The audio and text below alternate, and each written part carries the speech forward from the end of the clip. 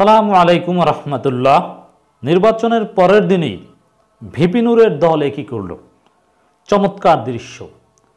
এর মধ্যেই নতুনভাবে কি হচ্ছে দেখুন, আবারও বিরোধী দলীয় রাজনীতি জমে উঠতে শুরু করেছে। দর্শক, নির্বাচনের পরের দিন স্বাভাবিকভাবে নির্বাচন হয়ে গিয়েছে, কি হয়, আন্তর্জাতিক সম্প্রদায় কি প্রতিক্রিয়া জানায়, এগুলো অবজার্ভ করার কথা। বিএনপি জামাত কিন্তু আনুষ্ঠানিকভাবে মাঠে নামেনি।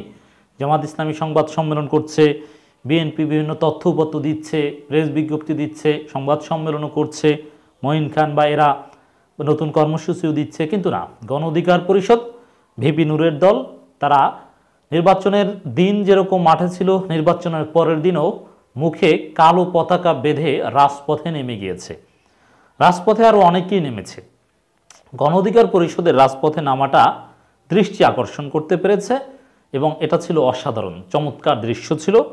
তারা রাজপথে সাহসী কণ্ঠে সরকারকে আবারও কঠিন বার্তা দিতে সক্ষম হয়েছে। বিশেষ করে নুরুল হক নূর এই নির্বাচনকে একটা ভারতের পরিকল্পনা বলেছেন। ভারতের করদ্রাজ্য পরিণত হতে যাচ্ছে, ভ্যাসেল স্টেট পরিণত হতে যাচ্ছে, এরকম একটা বার্তা দেওয়ার চেষ্টা করেন। এমনকি 7 জানুয়ারি যে নির্বাচনের তারিখ ঘোষণা করা হয়েছে, এর পেছনেও ভারতের পরামর্শ ছিল, বা এই বিষয়গুলো ভিপি নূর কিংবা রাশেদ খান এরা দেখানোর চেষ্টা করেছে, বলার চেষ্টা করেছে। আজকে অনেকেই রাজপথে নামলেও ভিপি নূরদের রাজপথে নামাটা ছিল সবার আগে, এবং নির্বাচনের পরের দিনেই রাজপথে নেমে যাওয়াটা এটা ভিপি নূরদের গতিশীল রাজনীতির প্রমাণ। এবং গণ অধিকার পরিষদ এদের নিয়ে নানান কথাবার্তা ছিল, সন্দেহ সংশয় ছিল, এরা নির্বাচনে যায় কিনা, বা এরা কিংস পার্টির মতো হয় কিনা, ইত্যাদি ইত্যাদি নানান হিসাব নিকাশ ছিল। কিন্তু না, এই তারুণ্যের শক্তি সব ধরনের লোভ লালসাকে উপেক্ষা করে তারা রাজনীতিতে টিকে গেছে।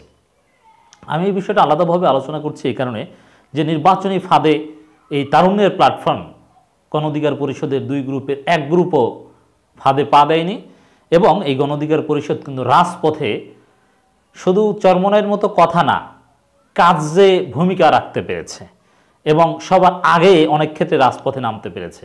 নির্বাচনের পর সবার আগে গণ অধিকার পরিষদ রাজপথে নেমে আনুষ্ঠানিকভাবে ফলাফল প্রত্যাখ্যান করেছে। এবং গণ অধিকার পরিষদের আরেক অংশ, তার অন্যতম নেতা তারেক, তিনিও কিন্তু খুব আকর্ষণীয় প্রতিবাদ করেছিলেন ভোটের দিনেই, এবং সেটাও কিন্তু জনগণের দৃষ্টি আকর্ষণ করতে পেরেছে। যাক দর্শক, এই জিনিসটা ইতিবাচক। ওরা রাজনীতিতে সামনে ভালো করবে, প্রাসঙ্গিক থাকবে, মাহিবি চৌধুরীদের মতো হারিয়ে যায়নি বা হারিয়ে যাবে না, লং লাস্টিং হবে, তার প্রমাণ। দর্শক, আমরা দেখতে পাচ্ছি কালো কাপড় বেঁধে গণ অধিকার পরিষদের অবস্থান কর্মসূচি, সেখানে ফলাফল প্রত্যাখ্যান করে নূর যে বক্তব্য দিয়েছে, চমৎকার বক্তব্য ছিল। জাতীয় প্রেস ক্লাব এলাকায় এটা তারা করেছে। আরও অনেক নেতৃবৃন্দ উপস্থিত ছিল, বিপুল সংখ্যক নেতাকর্মী উপস্থিত ছিল। বিএনপিও কিন্তু গণ অধিকার পরিষদের এই প্রোগ্রামকে লাইভ কাভারেজ দিয়েছে, বিএনপি তাদের অফিসিয়াল মিডিয়ার মাধ্যমে। এছাড়া ভোটার বর্জিত দামি নির্বাচনের পূর্ব নির্ধারিত ফলাফলের প্রতিবাদে গণতান্ত্রিক বাম ঐক্য মৌন মিছিল করেছে।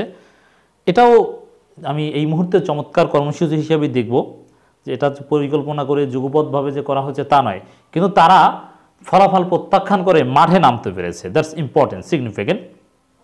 এছাড়া জাতীয়তাবাদী সমমনা জোটের কালো পতাকা মৌন মিছিল।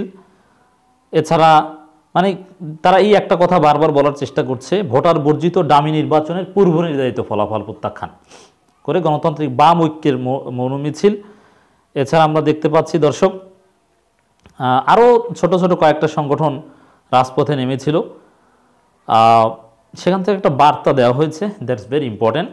সরকারের নির্দেশে 40% ভোটের উপস্থিতি দেখিয়েছে ইসি, জাতীয়তাবাদী সমমনা জোট। এর মানে এই যে টার্ন আউট রেট 40%, এখন তো প্রায় 42 হয়ে গিয়েছে, 41.8% বলছে। এর মানে এই যে ভোটের উপস্থিতি রেট, এটা বিএনপি জামাত বা বিরোধী দল জনগণ সবাই বর্জন করেছে। বিএনপি কেউ 2-3%, কেউ 5%, আমরা কেউ 10%-এর মতো মনে করি সর্বোচ্চ।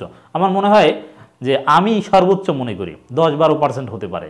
এছাড়া অন্যান্য সবাই 2-3-5%-এর বেশি উঠতে চায় না। আর সরকার তো 42% দেখিয়ে বুঝে আছে, এবং এমনভাবে দেখিয়েছে যে ম্যাথমেটিক্যালি ধরা খেয়ে গিয়েছে। সেটা আলাদা আলোচনা করছি, যে 1 ঘন্টার মধ্যে সারাদিন বসে পার করলো 27 জন যাত্রী, আর 1 ঘন্টায় 13 জন, মানে হাস্যকর কথা, হাস্যকর ক্যালকুলেশন। এটাই বোঝানোর চেষ্টা করছে। জাতীয়তাবাদী সমমনা জোটের আহ্বায়ক এনপিপি চেয়ারম্যান ফরিদুজ্জামান ফরহাদ বলেছেন, দেশের মানুষ দামি নির্বাচন প্রত্যাখ্যান করেছে। ভোটার শূন্য ছিল ভোট কেন্দ্রগুলো, দেশ বিদেশে তা প্রত্যক্ষ করেছে। অথচ নির্বাচন কমিশন ইসি সরকারের নির্দেশে 5% ভোটের উপস্থিতিতে 2 ঘন্টার ব্যবধানে 40% দেখিয়েছে। হাস্যকর কথা। তিনি বলেন, দেশে 19 কেন্দ্রে কোনো ভোটই পড়েনি। এটা একটা ইতিহাস, লজ্জার রেকর্ড। এবং কোথাও কোথাও তো 100%-এর বেশি ভোট পড়েছে। এতেও ক্ষমতাসীন দলের লজ্জা হয় না। জনগণ দামি নির্বাচন বর্জন করে প্রমাণ করেছে দ্বাদশ জাতীয় সংসদ নির্বাচন ভুয়া। নির্বাচন কমিশন 2-1টি কেন্দ্র বন্ধ করে প্রমাণ করতে চেয়েছে ভোট সুষ্ঠু হয়েছে। এইসব নাটক জনগণ বুঝে গেছে। সাফ বার্তা, ক্লিয়ারলি নির্বাচনের পরের দিনই যেভাবে যে বার্তা রাজপথ থেকে দেওয়া হয়েছে, এটা বিরোধী দলীয় রাজনীতি যে নির্বাচনের পরও জমে উঠবে তার ইঙ্গিত।